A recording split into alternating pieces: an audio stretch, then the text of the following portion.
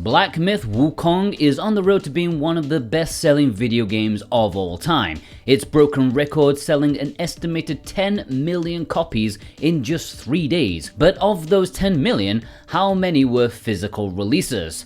Well, none of them, because the biggest game of the year does not have a physical release, at least not a proper one. You can buy a collector's edition, but you don't actually get the game. You just get the tat to burden your kids with once you're dead. So how? Why? What the hell is going on? How did this game, which had plenty of hype about it, was very much in the news cycles of every major gaming outlet, how did a physical not materialize? Well, some dude over at the developer Game Science explained on their website stating, "It is the first time for Game Science to release a console game globally, and we are currently facing limitations in offline resources required for the import, export, transportation, distribution, and sales of physical discs. These factors have made it difficult for us to sell physical discs simultaneously with the official release of the game. Our publishing team is actively working on resolving these issues and exploring options to offer physical discs."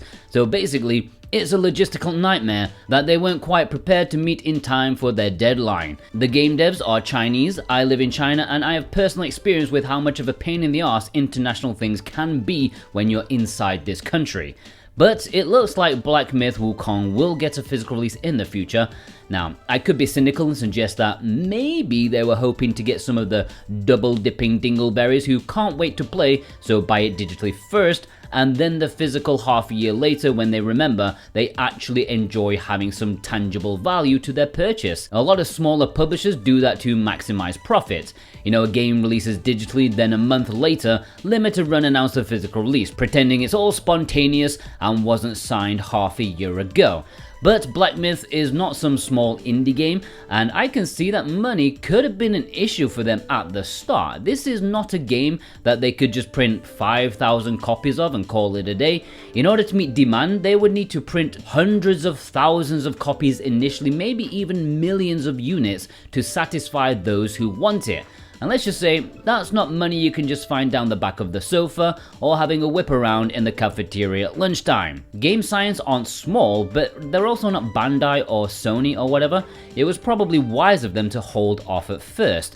Did they know how successful Black Myth would be? 10 million copies in 3 days. I bet they're already in Macau this weekend playing blackjack and drinking champagne.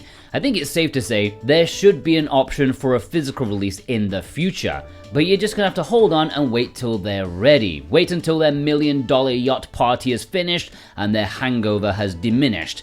It's certainly a game that deserves a physical release. It's a no-nonsense, proper, solid single-player experience that gamers have been craving for. There's no pandering, it's exquisitely produced. It's a dark AAA action game that's not trying to be exactly like Dark Souls or Elden Ring, which, let's face it, is the roguelike deck-building genre of the higher-budget games these days. Beautiful graphics, and a fine looking glass into the Monkey King lore that is huge in Asia and especially in China. Now please, do the Three Kingdoms, okay? Make a game about that. I will buy that.